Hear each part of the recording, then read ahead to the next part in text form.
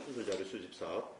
오늘은 전 서울 아산병원장 현 아산의료 원장으로 계시는 박승욱 원장님 모시고 인터뷰를 좀 진행하도록 하겠습니다. 오늘 날짜는 2021년 11월 19일 오전 11시입니다.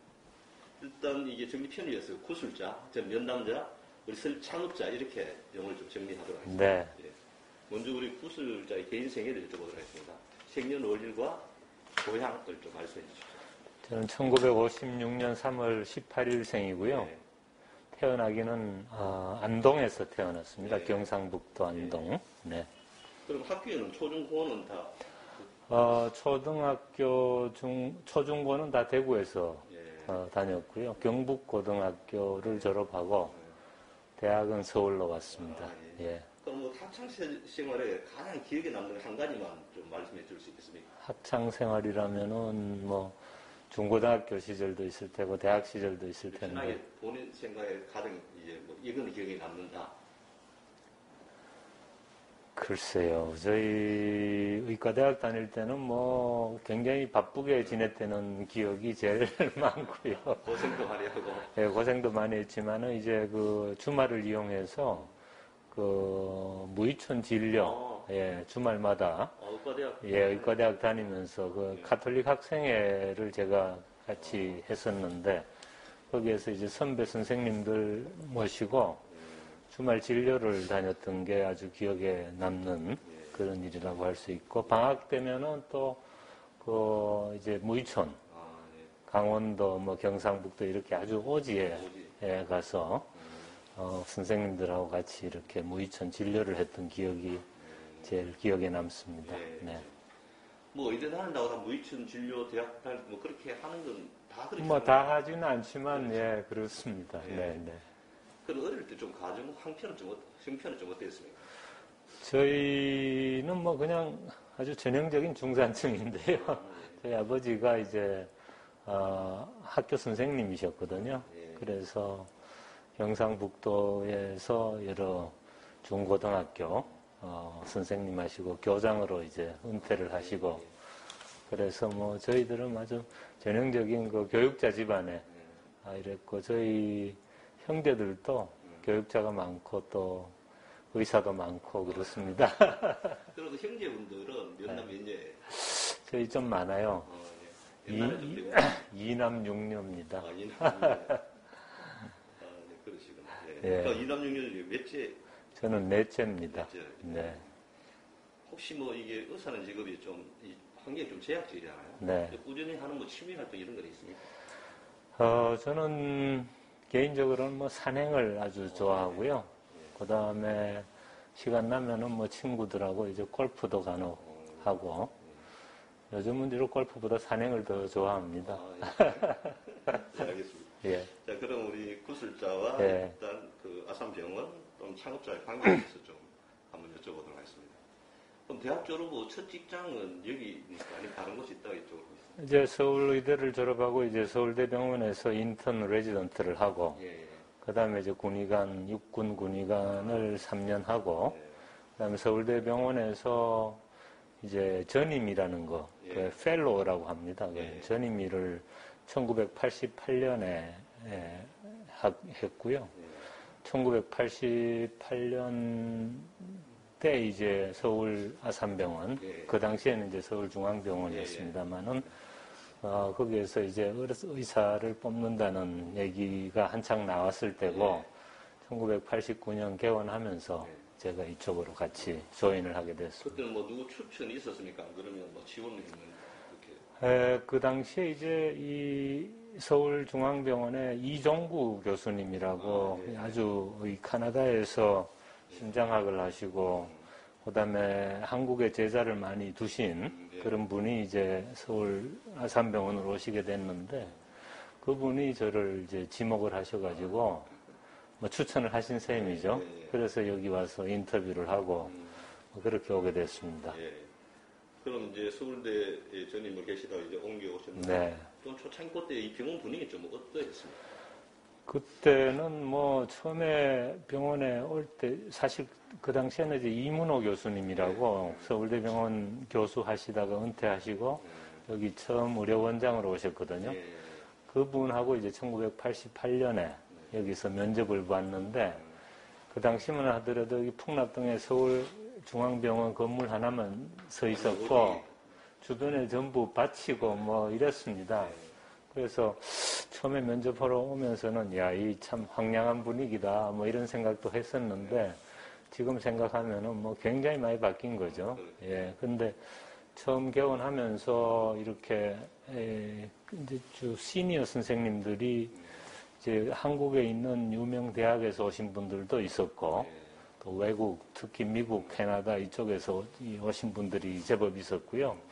그 밖에는 전부 이제 저같이 젊은 의사들을 중심으로 이렇게 시작을 해서, 그때는 하여간 전부 똘똘 뭉쳐가지고 신생병원이지 않습니까? 그래서 기존에 소위 명문대병원인 서울대병원, 뭐 세브란스 병원 이런 거를 이제 우리가 충분히 따라잡을 수 있다.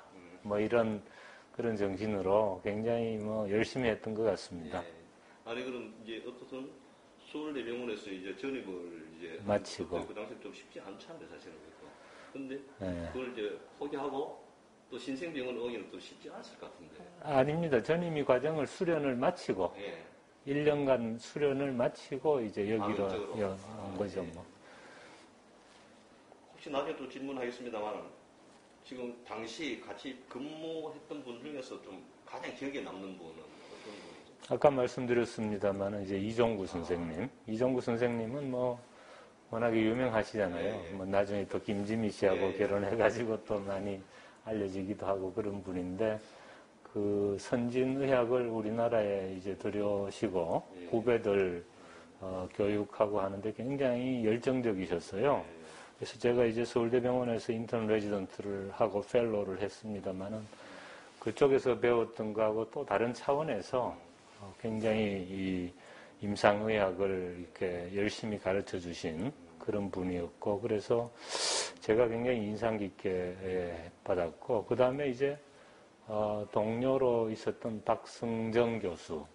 박승정 교수는 뭐 지금도 서울아산병원에 지금 석좌 교수로 근무하고 있습니다만은, 박승정 교수가 저하고 2년 차예요. 저보다 2년 위인데, 하여튼 그렇게 똘똘 뭉쳐가지고 이 심장 분야에 특히 저희들이 했던 게 이제 중재적 심장학이라고 그래가지고, 중재, 인터벤션, 중재적 심장학이라고 그래서 이 다리 혈관이나 팔 혈관으로 뚫어가지고 우리가 카테타라는 걸 집어넣고 관상동맥 이렇게 뭐 좁아진 거 넓히는 풍선 확장술, 스텐트 시술, 그다음에 판막 좁아진 거 넓히는 풍선 확장술, 이런 것들이 전부 거의 다 우리나라에서 최초로 시술하고 성공적으로 하게 된 거는 이제 박승정 선생하고 뭐 이렇게 다 힘을 합쳐가지고 그런 했던 일이 기억에 남고요.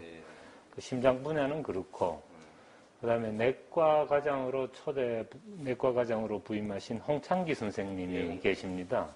나중에 이제 원장님으로 부임하셨지만은, 홍창기 교수님은 이제 이종구 선생님은 의학이나 임상 술기면에서 멘토라고 한다면, 홍창기 교수님은 의사로서 가져야 될 태도, 정신, 뭐 이런 거에 대한 멘토라고 할 수가 있어요. 그래서 의사라는 거는 단순히 환자를 보는 기술자가 아니고 환자의 힐링을 도와주는 케어 기버로서 어떤 뭐 굉장히 하여간 참된 의사상을 심어주기 위해서 후배들을 많이 지도해 주신 그런 분이어서 참 이 스승의 한 분으로 기억에 남습니다. 예. 예.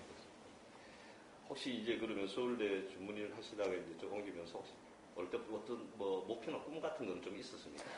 그래서 사실은 뭐 모교병원에 남는 거를 다들 많이 원하고 그러지 않습니까? 그런데 모교병원도 사실은 뭐 티어가 있어야 남을 수 있는 건데, 저희 같은 경우는 바로 1년 선배들이 서울대병원에 많이 남았어요. 그래서 향후 몇 년간은 뭐 자리가 없는데, 다행히 정주영 회장님께서 좋은 병원을 만들어 주셔서 저희들로서는 굉장히 좋은 병원에서 일할 기회가 왔었다라는 생각을 했고, 그래서 아까도 모두에 말씀드렸습니다만은 모교병원이나 뭐 세브란스 병원이나 이런 기존의 유명한 병원보다 더 뛰어난 그런 병원을 만들어 보자 하는 그런 정신을 가지고 젊은 사람들이 많이 뭉쳤더랬습니다.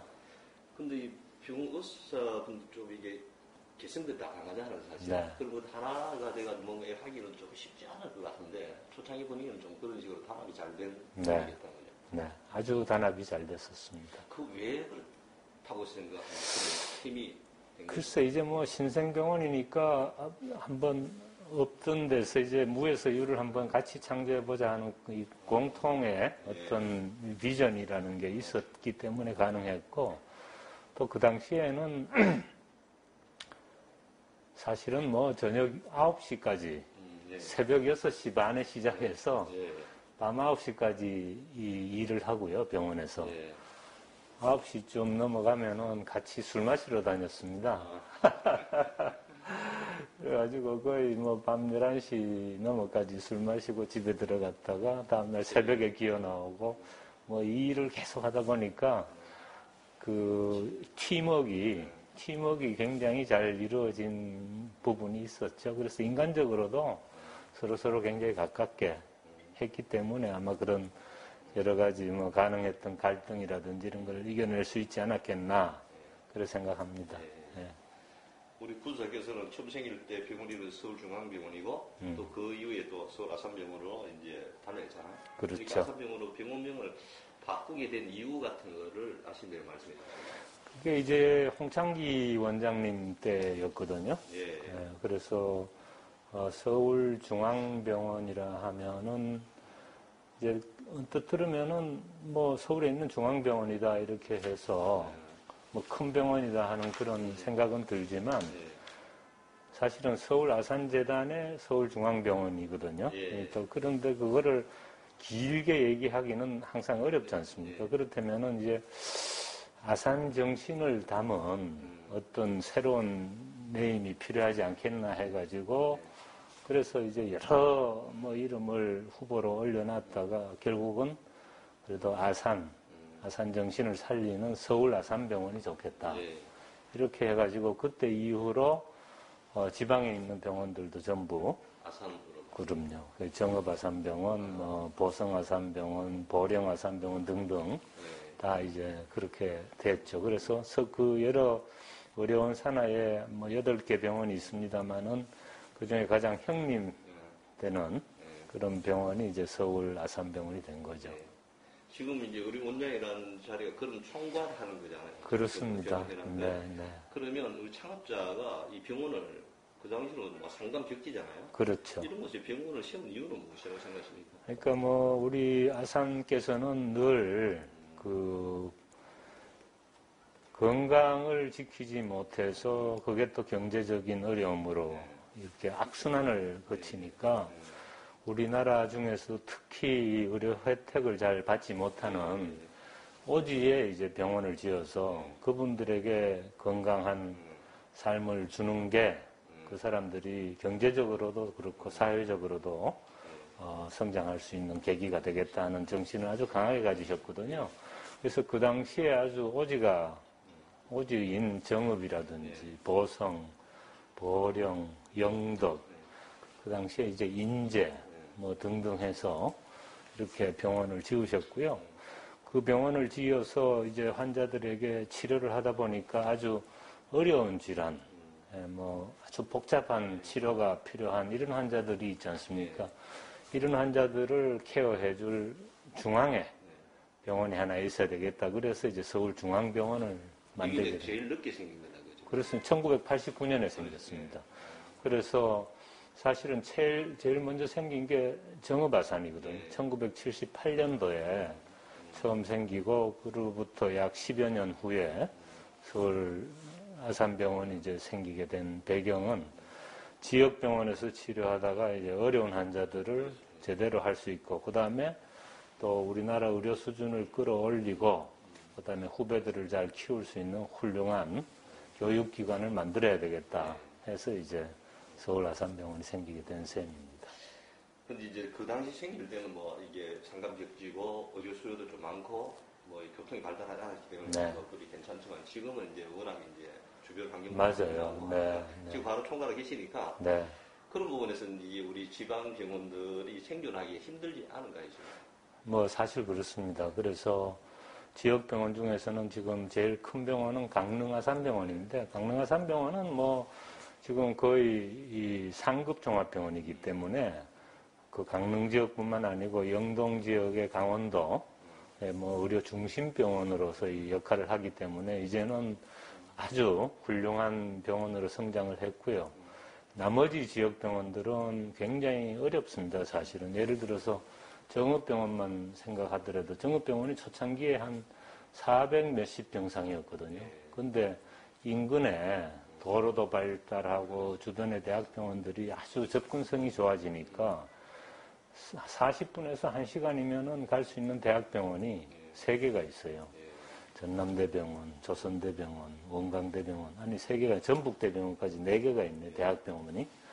그러니까 뭐 아주 어려운 병들은 그쪽으로 이렇게 가다 보니까 정읍병원의 존재의 그 이유가 뭐냐, 이런 얘기까지 할 정도로 어려움이 있는 건 사실이지만, 그럼에도 불구하고 초창기에는 정읍, 고창, 부안 이런 데서 다 그 종합병원으로 환자들이 왔었더랬거든요. 근데 지금도 정읍 아산병원의 응급실은 그 지역 응급의료센터의 역할을 하고 있어서 인구 10만의 그 정읍 시민들의 그 1차적인 접근이 가능한 응급의료센터로서의 역할은 또 충분히 하고 있고요. 그 다음에 그 밖에 이제 사실 인구 10만이라면 적은 인구가 아니지 않습니까? 그게 유일한 종합병원이거든요. 그래서 뭐 앞으로 더 저희들이 더 노력을 하고 하면은 처음에 그 미션에 맞는 그런 역할을 잘 할 수 있지 않을까 하는 또 기대는 가지고 있고, 재단이나 어려운 차원에서 지역병원들을